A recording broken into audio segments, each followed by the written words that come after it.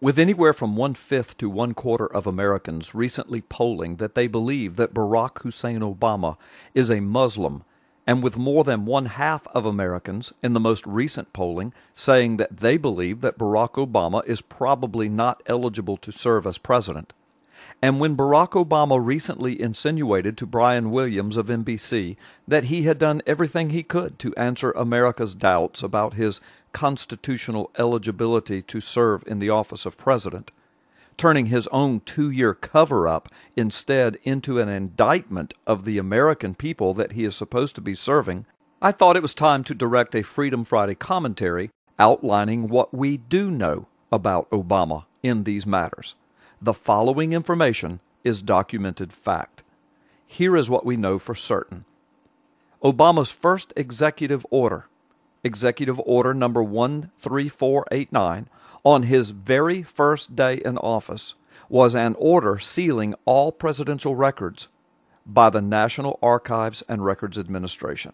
We also know that Obama claimed to have written the autobiography titled Dreams from My Father, in which he admits, on page 93 and 94, upon finishing high school, he moved to Los Angeles, where he enrolled at Occidental College, where he describes in his book, by his own admission, that he was living a, quote, party lifestyle of drug and alcohol use.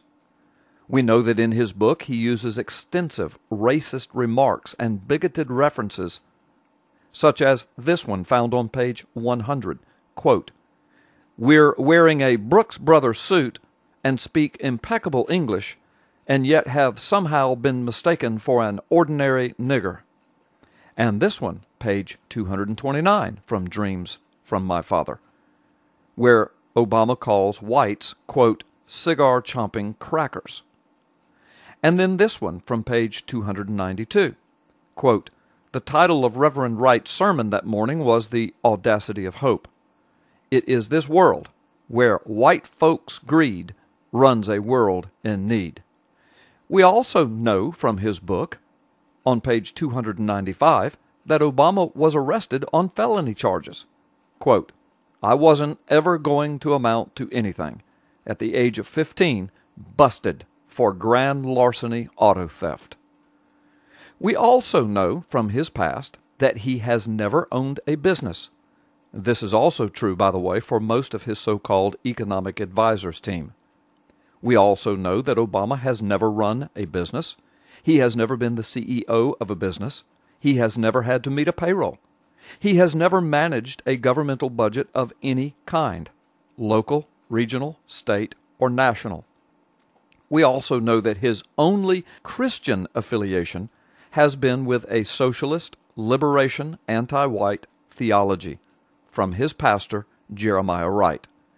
In his book, Dreams from My Father, Obama admits that he, quote, converted to Christianity, but he never mentions a personal, born-again relationship with Jesus Christ as Lord and Savior, nor does he ever address the message and mission of the biblical Jesus, only that he converted to Christianity in Jeremiah Wright's church after having been moved by a particular sermon. We also know for certain that as of the production of this video, Obama has not produced a long-form birth certificate. He has not provided a doctor's name. He has not provided a hospital's name. He has not produced verifiable birth evidence to any public source. He has only posted online a certification of live birth without a doctor's name or hospital name. It is a documented fact that these certifications of live birth were available in the time period that Obama was born to people who had not, in fact, been born in Hawaii. It is also documented fact that even Hawaii does not recognize this form, certification of live birth, for certain high-level governmental jobs in Hawaii. They do not recognize this form as absolute evidence of a person actually being born in Hawaii. We also know that Obama is currently using a Social Security number reserved for Connecticut residents only. We know that he has no connections to Connecticut. We also know that when his birth date, name, and Social Security number are entered into the Selective Service ID system, a valid Selective Service number appears. This was done by the Executive News Director, Joe Kovacs, of WorldNet Daily, and he has testified to it in his own investigative article. We also know that Obama has yet to respond in any public official way to the Social Security number issue.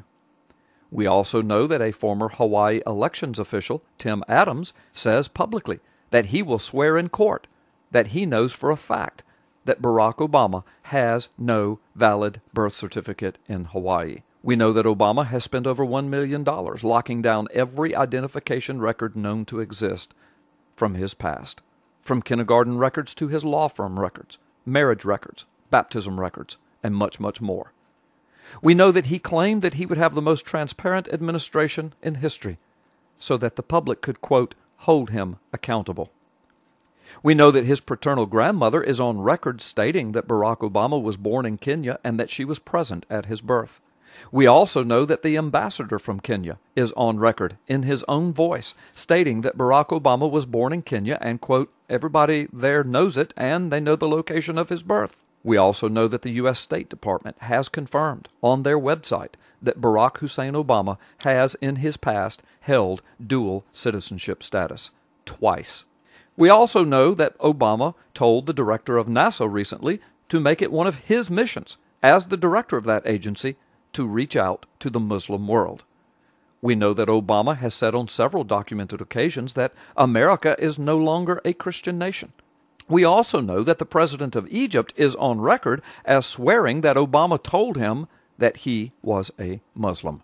We know that he has held a Ramadan celebration dinner in the White House. So regardless of what the final evidence will finally prove about Obama's identity, his constitutional eligibility to hold the office as a natural-born citizen, or his true religious allegiance, is there really any wonder why an informed and thinking person would at least have some doubts about these issues? It's time to recognize that we may very well have, serving in the White House this very day, a pretender, an usurper, an ineligible narcissist who believes it's beneath him to answer the questions of the public and to demonstrate his worthiness for office.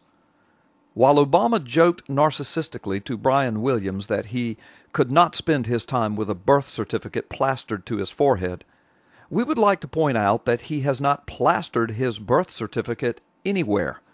His forehead at this point would at least be a good starting place. So, what do we know about BHO? Barack Hussein Obama? Really, quite a lot. A lot more than one might think. I believe we are soon to know more.